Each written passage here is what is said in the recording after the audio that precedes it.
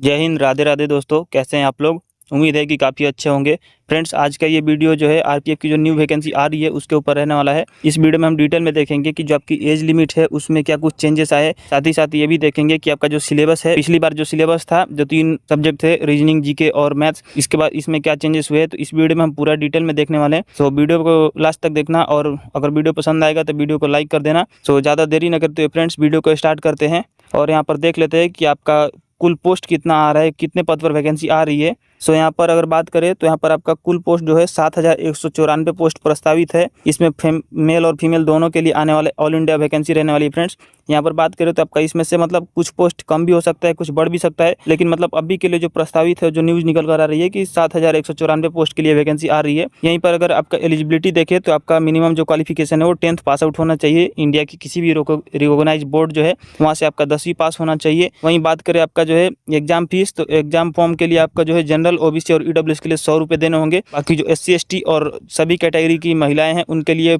Form जो है बिल्कुल फ्री रहने वाला है। सो जनरल, ओबीसी, ईडब्ल्यूएस के लिए 100 रुपये, बाकी एससी एसटी और महिलाओं के लिए फ्री रहने वाला है। तो ये आपने देख लिया। देन आगे बढ़ते हैं और यहाँ पर आपका एज लिमिट देख लेते हैं, क्योंकि इस पे बड़ा मतलब विवाद चल रहा है। एज लिमिट क्या रहने वाला है, बिकॉज फ्रेंड्स इस बार ये वैकेंसी जो है आरपीएफ मतलब नहीं करवा रहा है, एसएससी जीडी के साथ मिक्स होकर आ रहा है। अभी 99% तो यही न्यूज़ है कि आरपीएफ के साथ, आरपीएफ का जो वैकेंसी है ये एसएससी जीडी के साथ मिक्स होकर आ रहा है।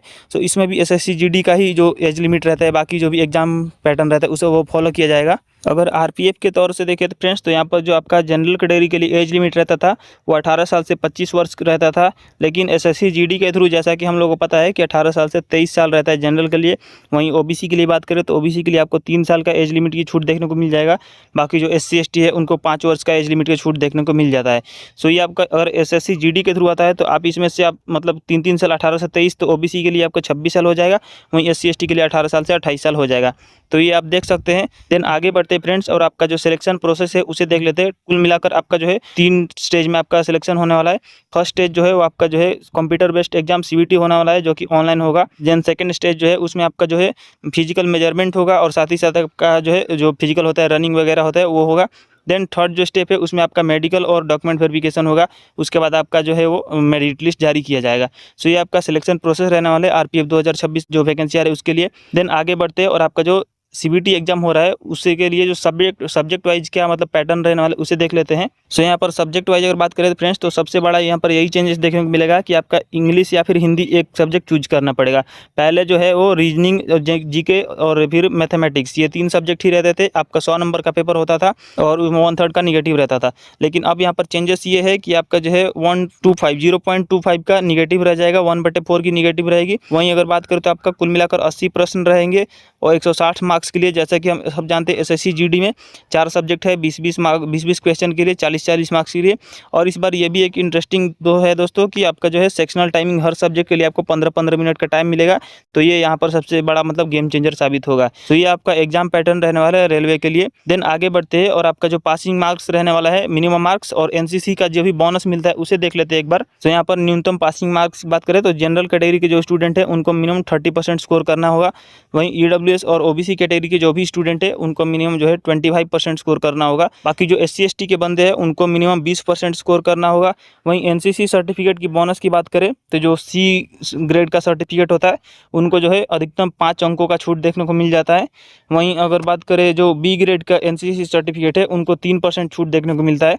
बाकी जो ए ग्रेड के जो जिनका एनसीसी का सर्टिफिकेट धारी है उनके लिए बात करें तो वहाँ पर 2% का आपको सर्टिफिकेट में छूट देखने को मिल जाएगा आरपीएफ में। देन आगे बढ़ते फ्रेंड्स और जो आपका फिजिकल मेजरमेंट टेस्ट है उसे देख लेते हैं कि मेल और फीमेल दोनों के लिए क्या कुछ रखा गया है। सो यहाँ पर मेल कैटेगरी में अगर बात करें फ्रेंड्स, तो जनरल, ओबीसी और ईडब्ल्यूएस के लिए जो आरपीएफ का पहले जो था जो 165 सेंटीमीटर हाइट मांगा जाता था, लेकिन अब एसएससी जीडी में फ्रेंड्स जैसा कि हम लोग जानते हैं कि 170 हाइट मांगा जाता है एसएससी जीडी में, जनरल, ओबीसी, ईडब्ल्यूएस के लिए।